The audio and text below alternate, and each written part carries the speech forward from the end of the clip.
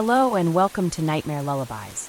As you settle in for the night, prepare to be immersed in a world of eerie whispers and unsettling tales, designed to both chill and soothe. Now close your eyes, relax, and let the darkness carry you away. And if these nightly tales captivate you, feel free to join our community for more whispered secrets.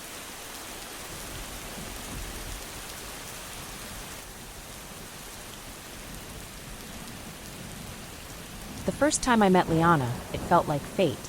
She walked into the cafe where I worked, her presence immediately commanding attention. She wasn't particularly loud or flashy, but there was something about the way she moved, unhurried, deliberate, confident. Her dark eyes locked onto mine with an intensity that sent a shiver down my spine. It wasn't just beauty that made her captivating, it was an unspoken challenge, as if she was daring the world to try and figure her out. She ordered a black coffee. No sugar, no cream. Straight to the point.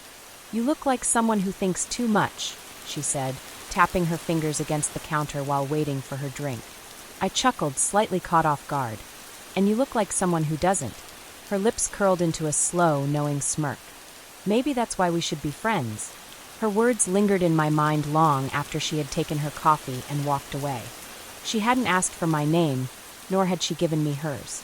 It was like she had already decided our paths would cross again, and she didn't need to force it. She knew something I didn't, and she was right.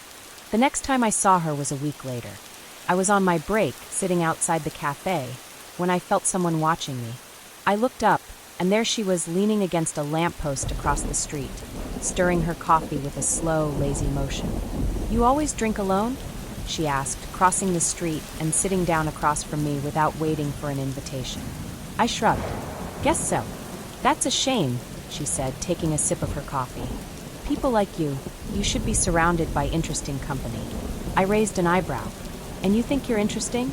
She smiled, but there was something unreadable in her expression. "I think you'd like to find out." And just like that, Liana became a part of my world. The first few weeks were a whirlwind. She had a way of making everything feel like an adventure, even the most mundane things. One night, she dragged me out of bed at 2 a.m. just to drive to the beach and watch the waves crash under the moonlight. Another time, she convinced me to sneak into an abandoned theater just to sit in the empty rows and imagine the ghosts of past performances. "You think too much," she'd whisper, lacing her fingers through mine. "Just live." And for a while I did. But looking back, I realize now that Liana didn't just want to be in my life. She wanted to consume it. What I didn't know then was that Liana didn't make friends. She made possessions. Liana was a force of nature, the kind of person who could walk into a room and shift the energy without saying a word. She knew it too. She wielded that power like a blade, carving her way through life with an effortless grace that was both intoxicating and terrifying. And from the moment she set her sights on me, I was caught in her current, dragged into something far beyond my control. Our relationship moved at a speed that should have alarmed me, but instead it thrilled me. We went from casual coffee dates to staying up all night in her tiny apartment, talking about everything and nothing. She told me things she had never told anyone, about the mother who abandoned her, the father who pretended she didn't exist, the string of lovers who never understood her. "I don't need them," she would say, her voice dripping with certainty. "I only need you," and I believed her. She made me feel like I was the only person who had ever truly seen her, the only one who mattered. When she looked at me, it was like the rest of the world faded into the background. It was exhilarating, addictive, but it wasn't real. The first warning signs were easy to ignore. A flash of irritation when I took too long to answer a text. The way her jaw tightened whenever another woman so much as looked at me. The way she casually dismissed my friends, rolling her eyes whenever I mentioned them. "They don't get us," she'd say, her fingers tracing slow circles on my wrist. "Not like we do." At first, I thought it was endearing, a sign that she cared, that she wanted me all to herself. Who wouldn't want to be wanted like that? But then the question started. Who were you texting?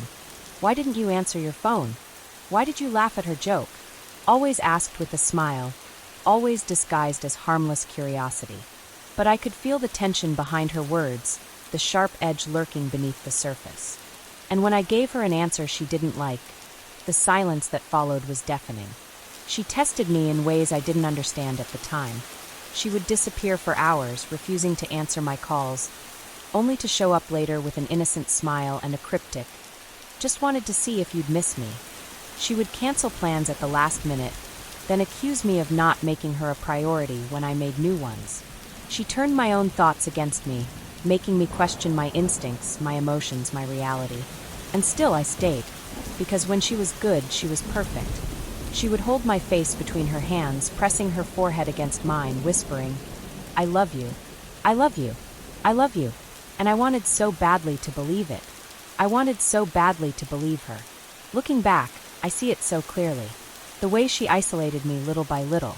The way she chipped away at my confidence, made me doubt myself, made me feel like she was the only good thing in my life. She wasn't. She was the storm I never saw coming. It didn't happen all at once. If it had, I might have seen it for what it was. But Liana was patient. She was careful. She knew exactly how to weave herself into my life, until she was all I had left. At first, it was subtle. "You don't need them," she'd whisper, her fingers trailing down my arm as we lay in bed. "They don't understand us." She was talking about my friends, the ones I had known for years, the ones who had been there before her. At first, I laughed it off. Of course they didn't understand. They weren't in love the way we were. Then she started making little comments. Nothing harsh, nothing cruel, just observations. "Did you notice how Alex always makes fun of you? He doesn't really listen when you talk, does he? I don't think Mia actually likes me. She never seems happy when we're together." I dismissed it. I told myself she was just protective, just looking out for me. And besides, wasn't she right? My friends weren't perfect. Alex could be dismissive. Mia could be cold. Maybe Liana just saw what I hadn't wanted to see. So I started pulling back. Not on purpose. Not in a way that seemed deliberate. I was just busy. Busy with work. Busy with Liana. Too tired to go out. Too distracted to reply to messages. And they noticed. "Dude, where have you been?" Alex asked one night after I ignored his third call. "Yeah, are you okay?" Mia followed. "You haven't come out in weeks." I glanced at Liana, who was curled up beside me, watching a movie. She didn't say anything, didn't even look at me, but I felt the shift in the air. A silent test. So I lied. "Yeah, just swamped with work. I'll catch up with you guys soon." I never did. Then it was my family. "She doesn't like me," Liana murmured after we left my mother's house one evening. I frowned. "What? That's not true. My mom loves everyone." Liana gave me a small, sad smile. "You didn't see the way she looked at me. She thinks I'm bad for you." I opened my mouth to argue, but the seed had already been planted. Had my mother looked at her strangely? Had her hug been a little stiffer than usual? Had she hesitated before saying she was happy for me? "She just doesn't know you yet," I reassured her. Liana sighed. "It's fine. I'm used to it." I hated that. I hated the idea that she felt unwanted. So I did what I always did. I chose her. I stopped mentioning my mother. Stopped answering every call. Stopped visiting. Not because she told me to. No, Liana never demanded anything. She just made it easy to let everything else fade away. Soon it was just us. Our world was small, but it was intense. Every emotion amplified. Every argument a war. Every reconciliation an addiction. I woke up to texts from her. I fell asleep to her voice. When I wasn't with her, she needed to know where I was, what I was doing, who I was talking to. "It's just because I love you," she said when I hesitated at her questions. "I worry about you." And how could I argue with that? She called me at work, during my breaks, when I was with my colleagues. If I didn't answer immediately, I'd get another message. Then another. Then a third. "Where are you? Why aren't you answering? You don't love me, do you?" And every time I called back. Every time I apologized. Every time I let her win. One evening I got a text from Mia. "I know you won't answer, but please. I don't know what's happening, but this isn't you. If you need me, I'm still here." Liana saw it before I did. She had a habit of taking my phone when I wasn't looking. Not to check anything, she claimed, just because she liked holding it. Because she liked feeling close to me. But now, she was staring at the screen, her face carefully blank. "What's this?" she asked, holding it up. I felt a prickle of unease. "It's nothing." She turned the phone toward me. "Then delete it." I hesitated. "Liana." Her lips parted, hurt flickering across her face. I thought we were past this. I thought you were done with them. I could feel it happening. The shift. The test. The storm building behind her eyes. She didn't raise her voice. She never had to. Just a small sigh. A glance away. The quiet devastation of someone who had given me everything and was getting nothing in return. So I deleted it. And that night, when she kissed me, she smiled against my lips and whispered, "Good boy." That was the night I realized I had no one left. I had let her take everything. And somehow I still didn't leave. Liana never explicitly told me what I could and couldn't do. She didn't need to. She made me want to obey. It started small. "I don't like when you wear that shirt," she said one morning as I got dressed. "It makes you look like someone you're not." I frowned, looking down at the black button-up I had just put on. "What do you mean?" She shrugged, walking up to me, smoothing her hands over my chest. "I don't know. It just doesn't feel like you. Wear the gray one instead." So I did. Then it was social media. "Why do you still follow her?" Liana asked one evening, holding up my phone with my Instagram open. "Who?" She turned the screen toward me, showing the profile of a girl I had dated briefly years before we met. "She's just an old friend." Liana scoffed, tossing my phone onto the couch. "I just think it's disrespectful to me.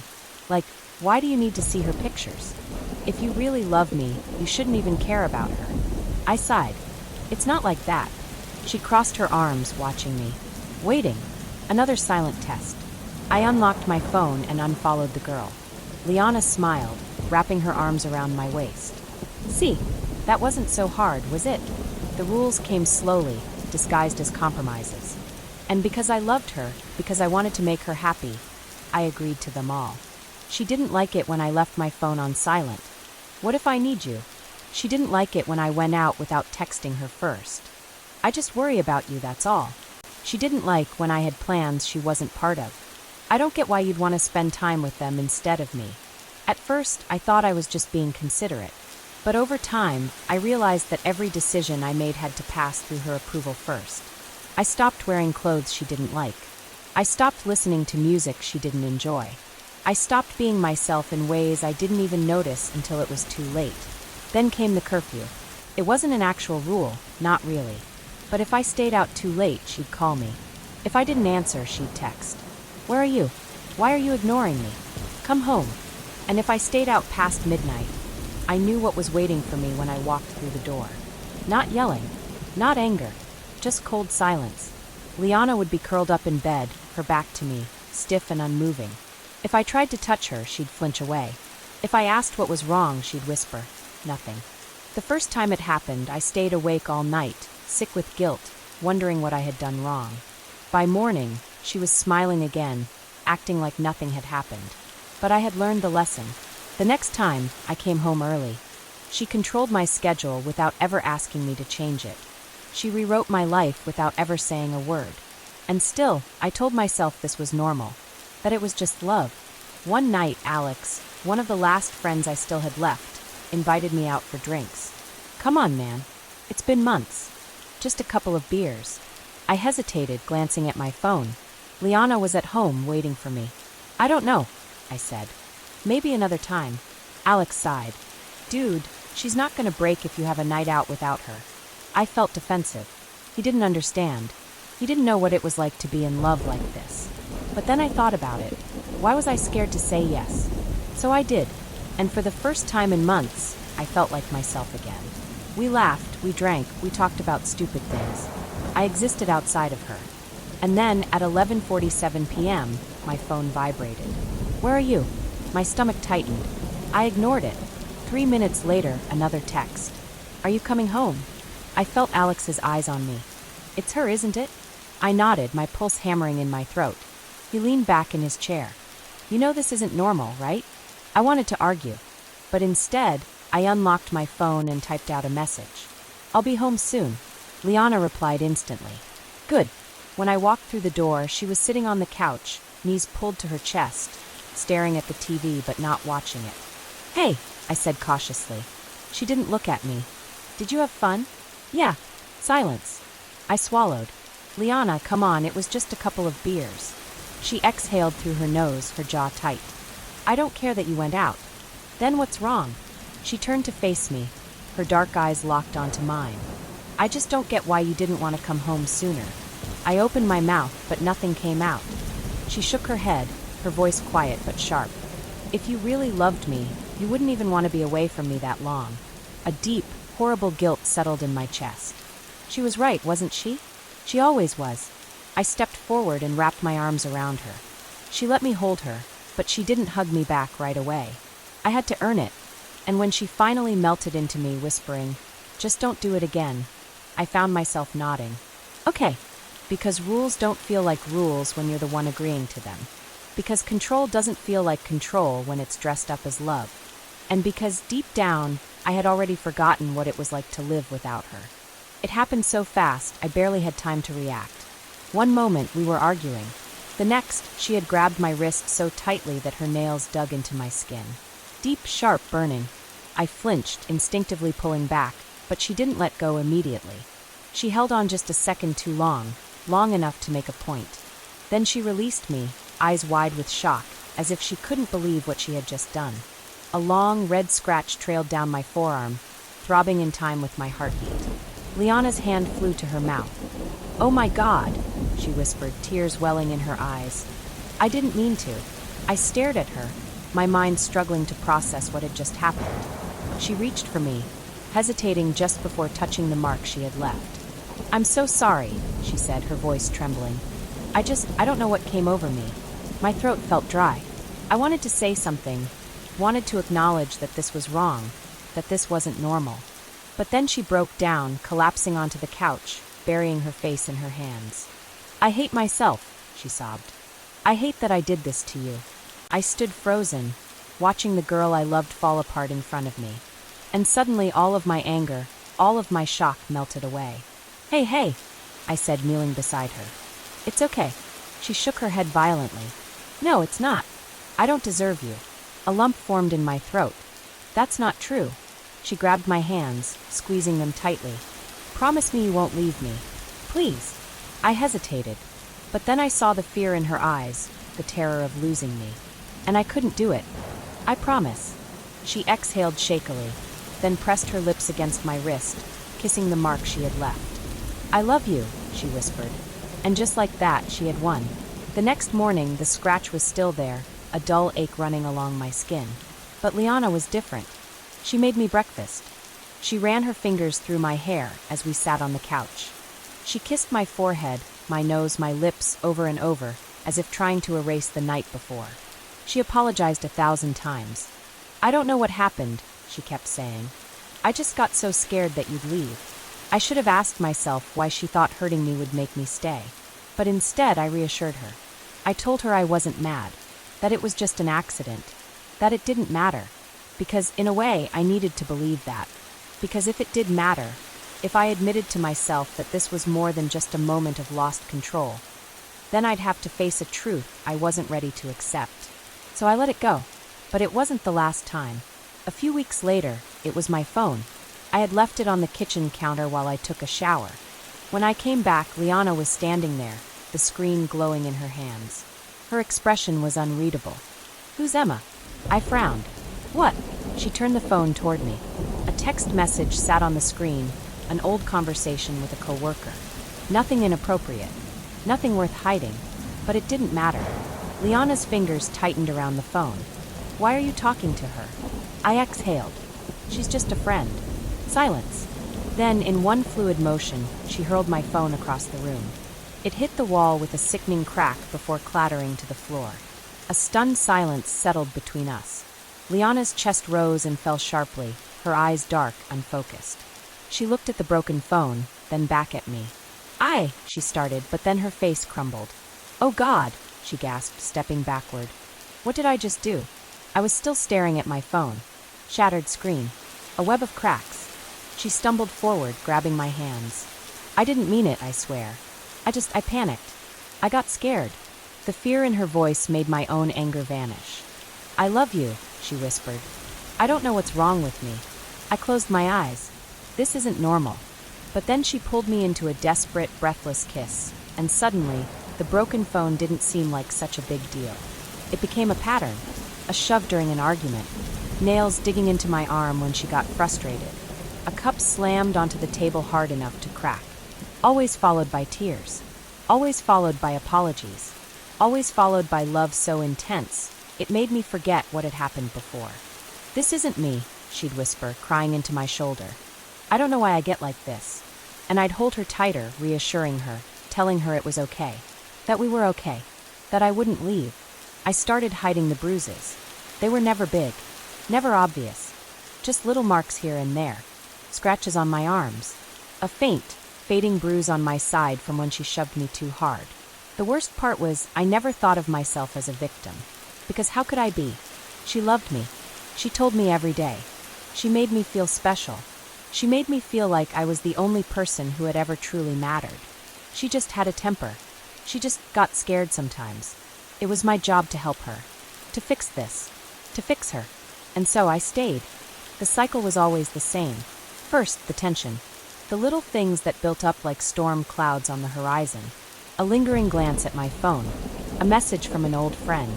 A joke I didn't realize would set her off. Then the explosion. The accusations.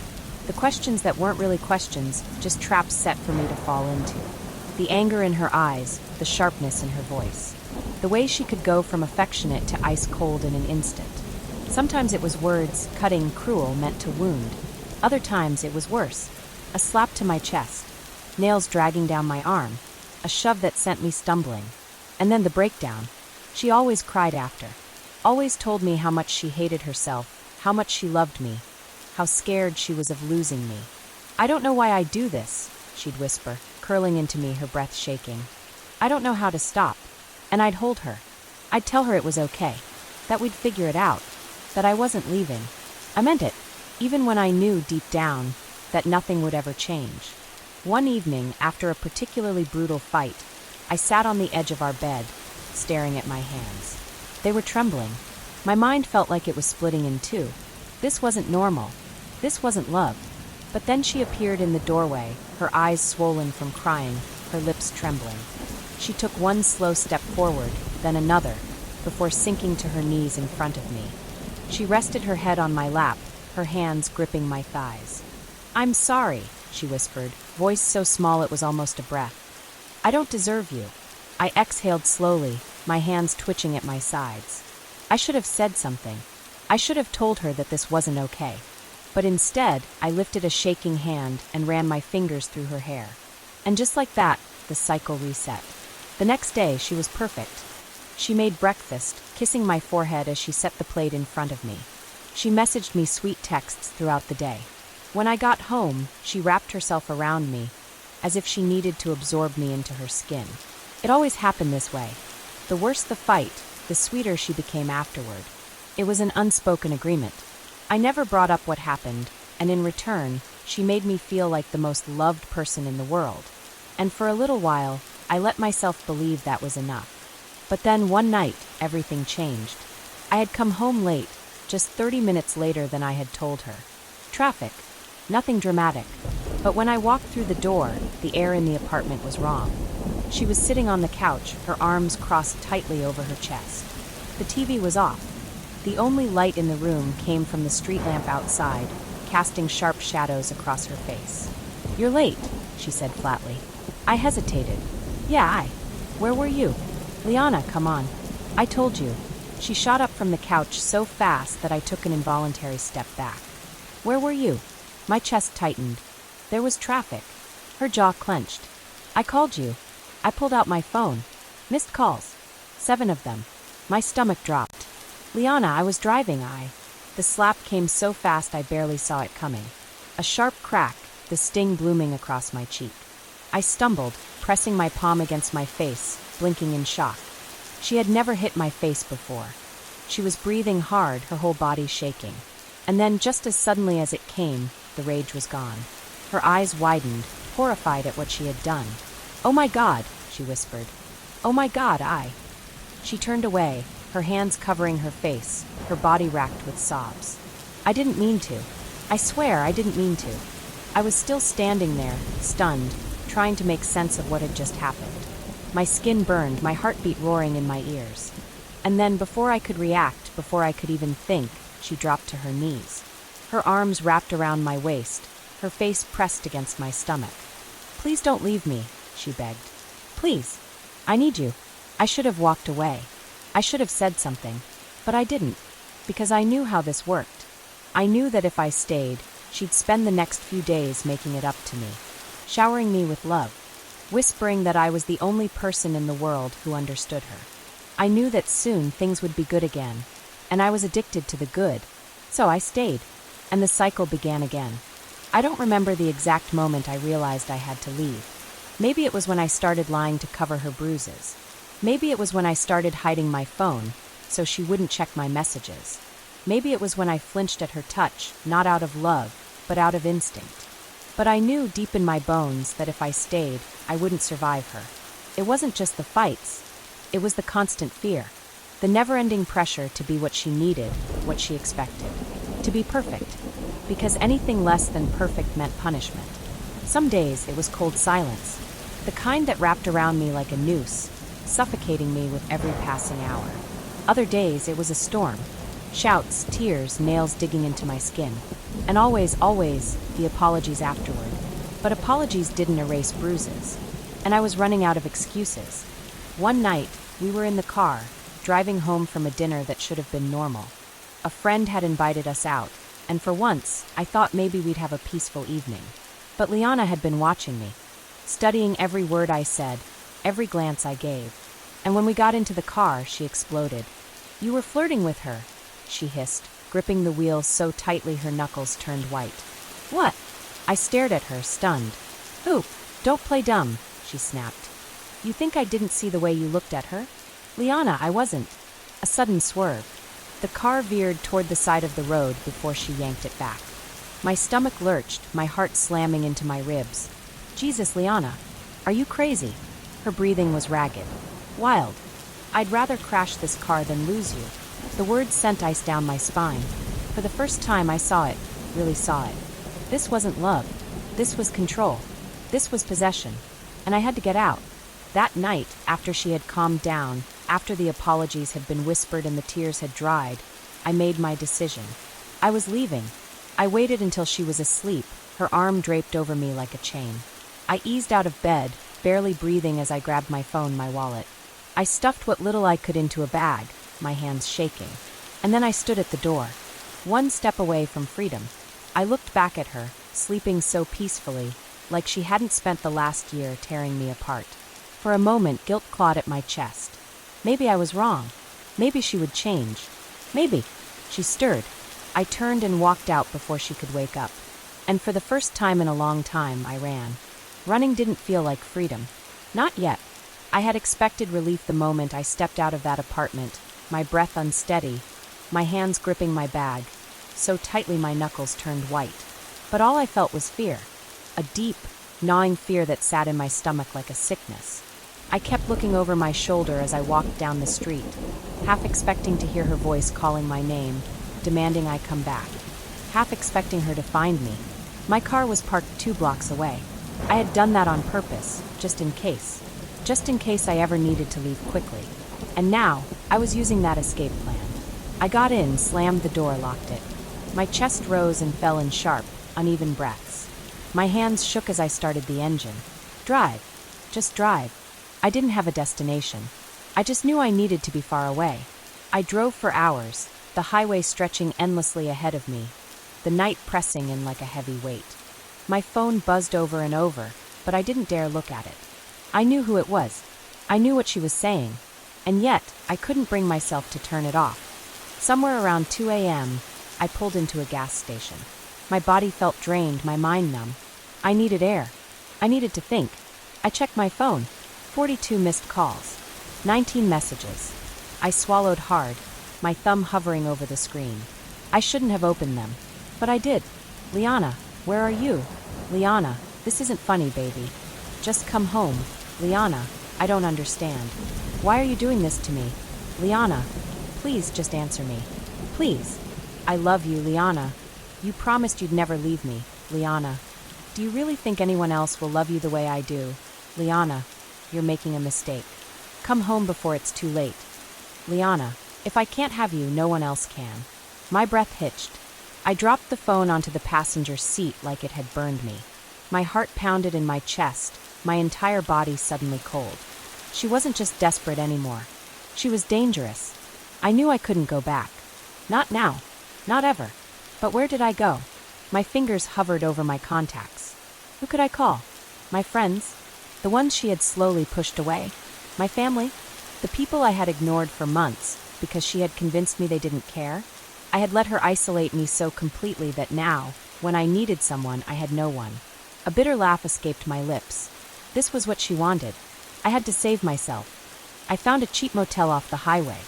The kind where no one asks questions, where the neon signs flicker against cracked pavement, where anonymity is the only currency that matters.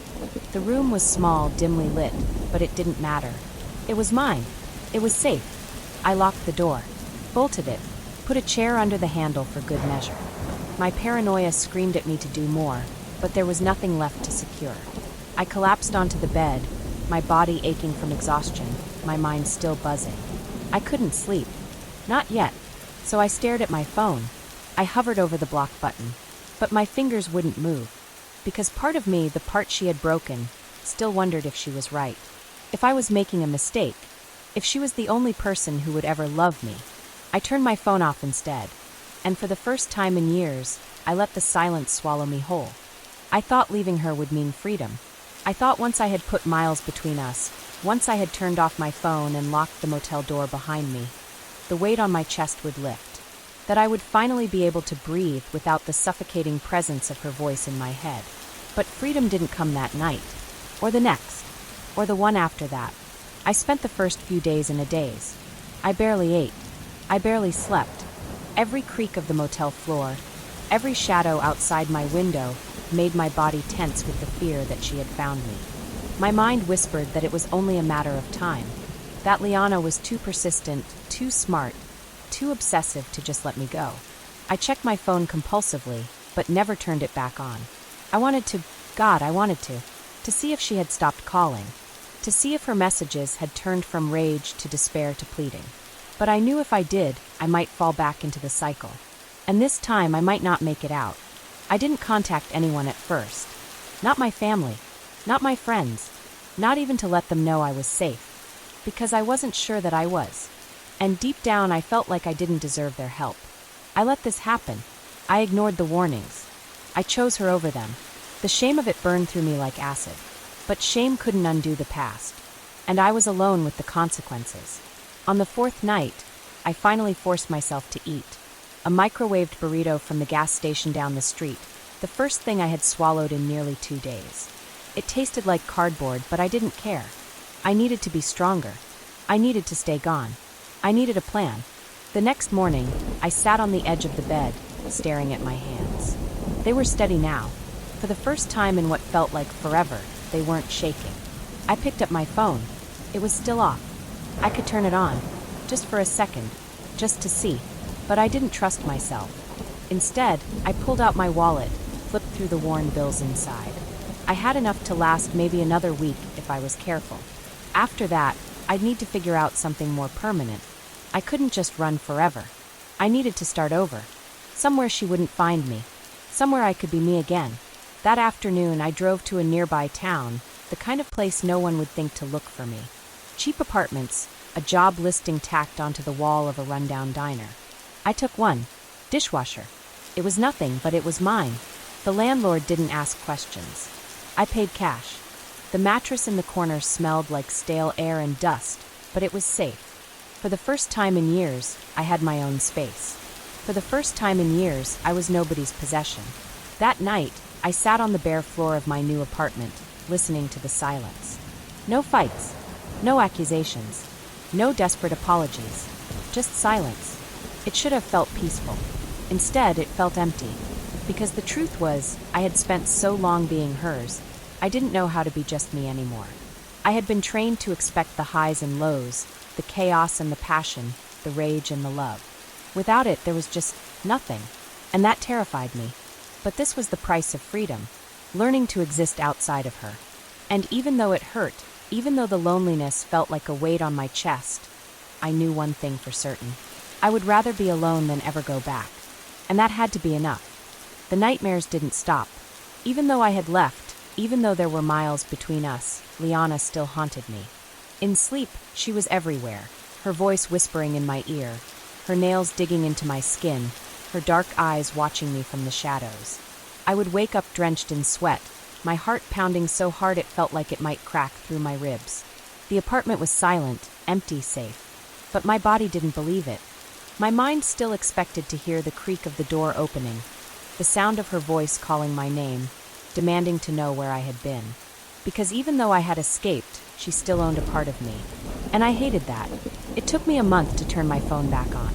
Even then, my hands shook as I pressed the power button, as if unlocking the screen would somehow pull me back into her orbit.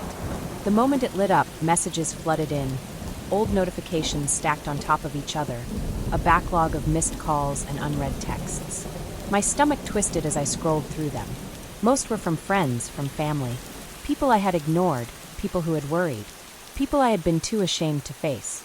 I made a mental note to call them back, to try at least to fix what I had broken. But then there was her. One unread message. Just 2 words. Miss me? I dropped the phone like it had burned me.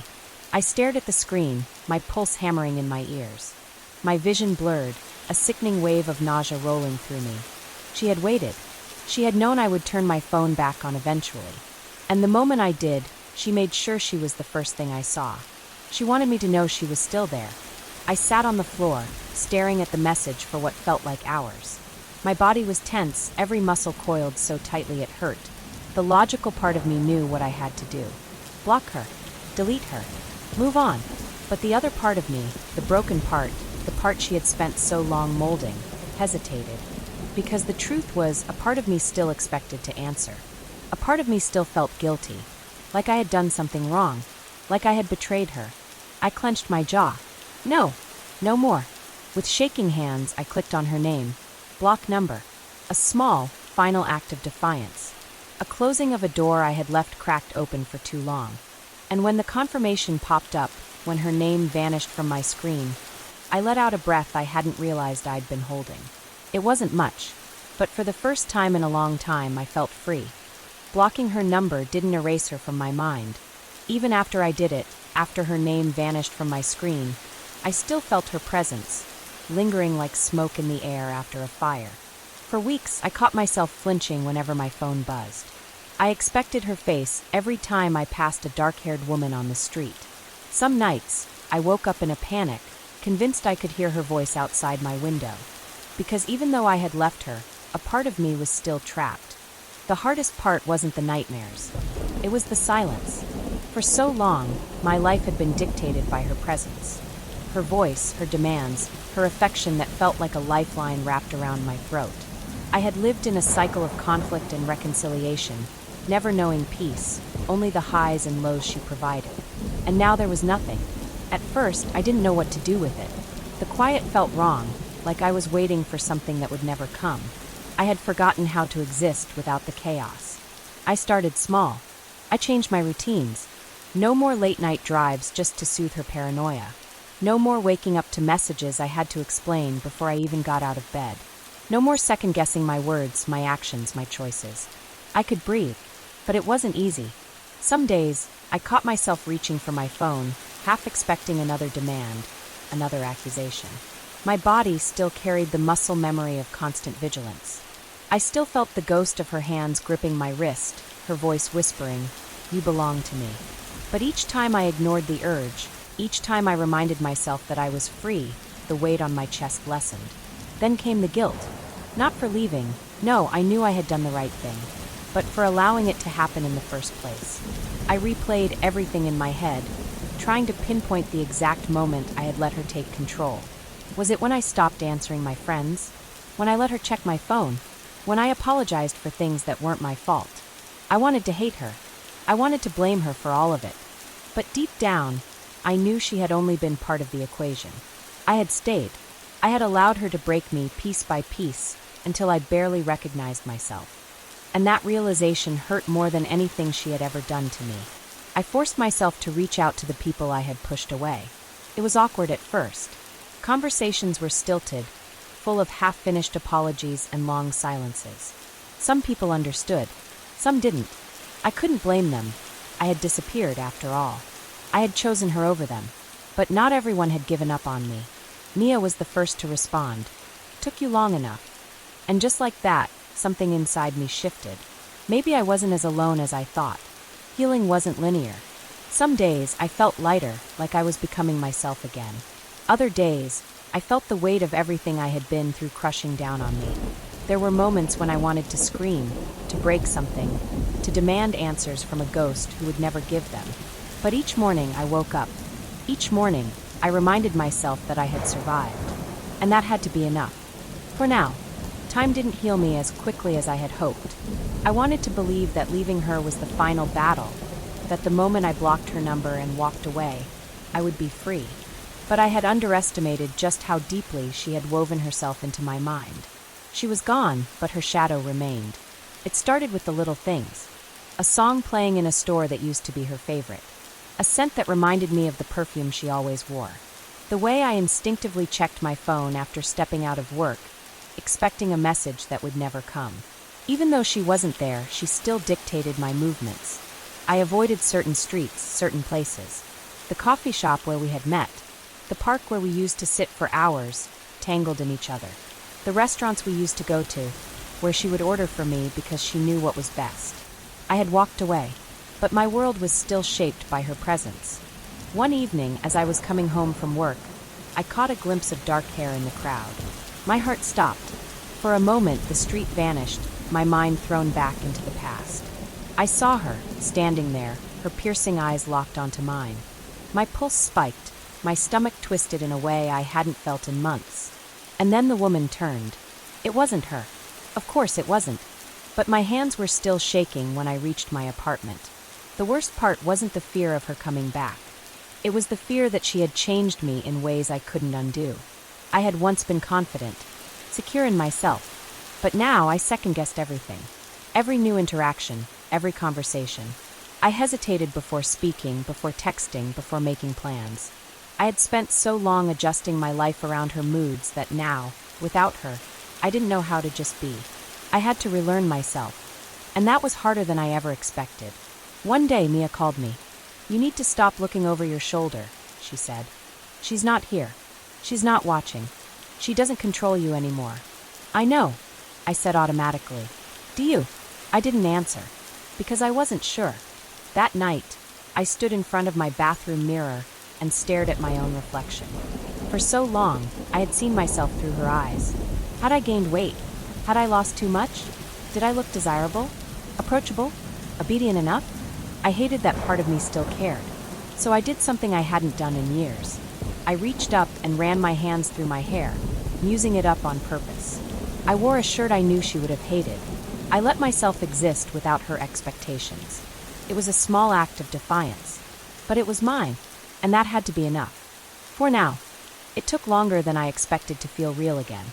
Some days, I woke up and felt like I had finally broken free, like I had stepped out of a fog I didn't even realize I was living in. Other days, it was like she was still there, whispering in the back of my mind, reminding me of who she had made me.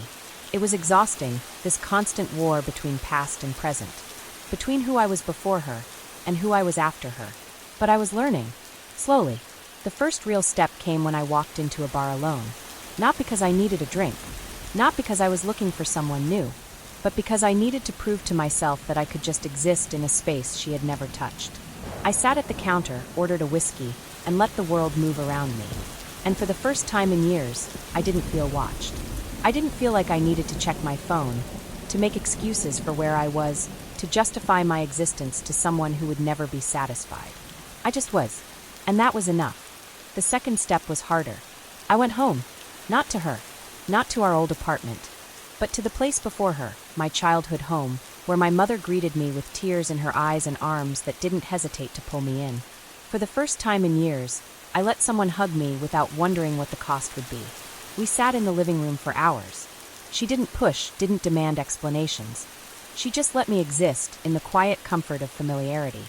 And when I finally spoke, when I told her everything, she didn't interrupt. She didn't say, "I told you so." She just listened. And when I was done, she said the words I hadn't let myself believe. "You are not the person she made you. I wanted to believe her. Maybe in time I would. The third step came unexpectedly. I was walking through the grocery store when I saw her. Not Liana, but someone who looked just enough like her that my stomach clenched, my hands curled into fists, and for one horrible moment, I was back there. Back in that cycle. Back in that fear. But then reality settled in. The woman glanced at me, uninterested, and walked away. She wasn't Liana. She wasn't watching me. She wasn't waiting for me to stumble back into her trap. Because Liana was gone. And she wasn't coming back. I exhaled long and slow, feeling something inside me shift. I wasn't her prisoner anymore.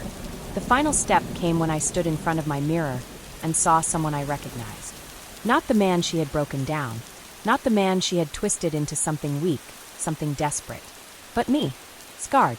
Wiser. Stronger. Free. And for the first time I smiled. Not for her. Not for anyone else. But for me. Freedom wasn't a finish line. It wasn't a moment where everything suddenly clicked into place, where the past disappeared like a bad dream. It was a process. A slow, painful, often frustrating process. Some days I felt invincible, like I had reclaimed myself completely. Other days I felt like I was still living in her shadow, still fighting the ghosts of her words in my mind. But the difference now was that I was fighting back. I started rebuilding. Not just my life, but myself.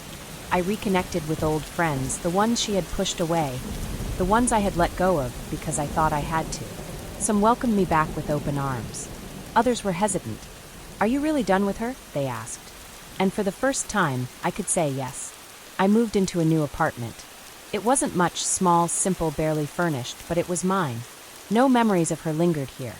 No places where she had screamed at me, no walls that had absorbed her words, no corners where I had curled up, trying to disappear. Just empty space, waiting to be filled with new memories. The first night, I sat on the floor with a beer, staring at the blank walls. And for the first time in years, I felt peaceful. The fear didn't vanish overnight. I still checked my phone reflexively. I still avoided places where I thought I might run into her. But little by little, the fear lost its grip on me. I went back to my favorite coffee shop. I started saying yes to things I had once said no to, because she wouldn't have approved. I laughed more. I felt lighter. One evening, I was walking home when I passed a couple arguing on the street. The man's voice was low, urgent.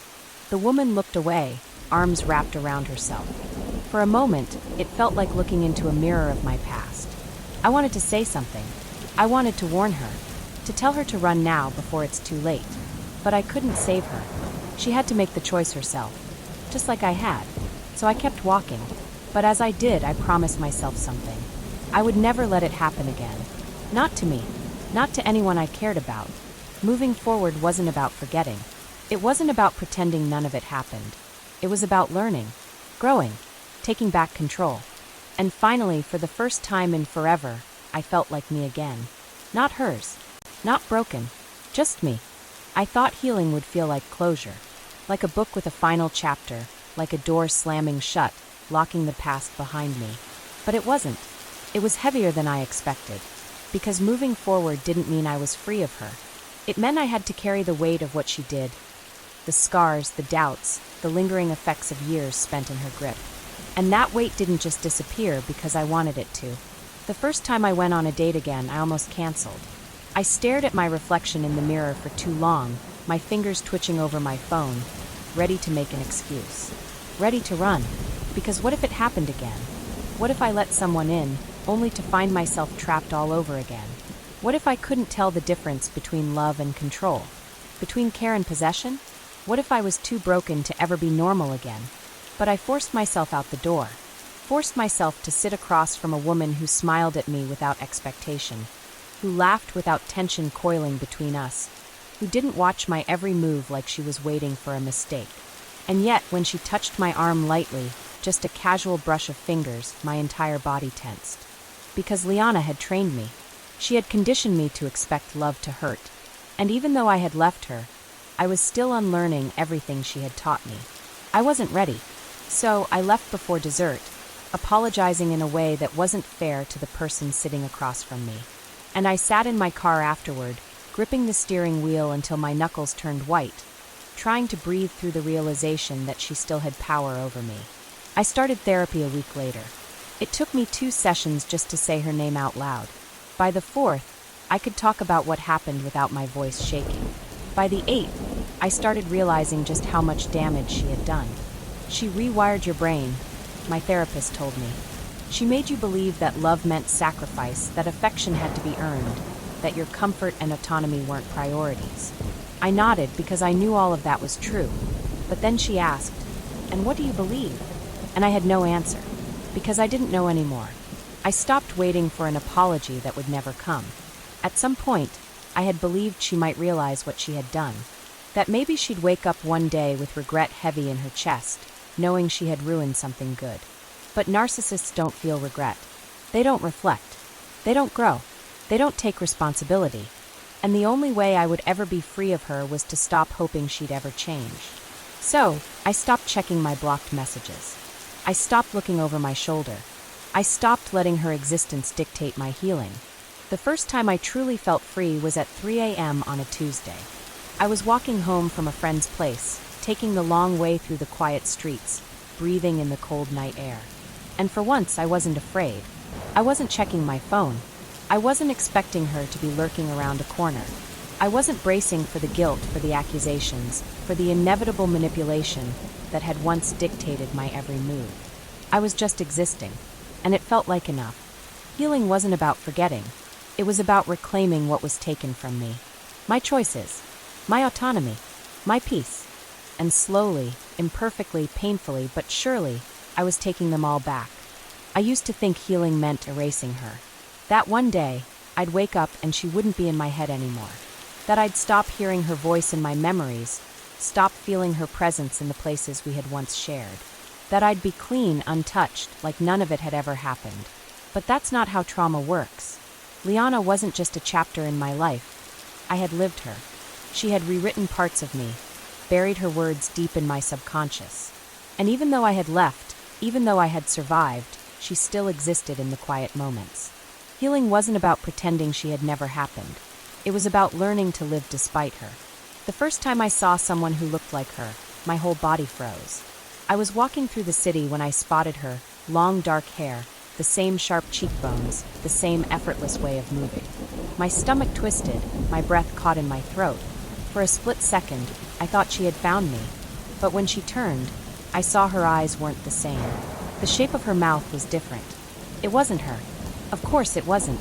But the reaction was still there. The fear, the instinct to run. It took me 20 minutes to calm my breathing, to remind myself that she was gone, that I was safe. And that's when I realized something terrifying. Even when she wasn't there, she still had power over me. I started to fight back. Not against her, but against the version of her that still lived in my head. Every time I heard her voice in my mind, "You're nothing without me, no one will ever love you like I did," I forced myself to say something back. "That's not true. You don't control me anymore." Some days it worked. Some days I still felt like a prisoner in my own thoughts. But little by little, the echoes of her started to fade. I learned to trust again. Not easily, not completely, but I tried. At first, I flinched whenever someone got too close.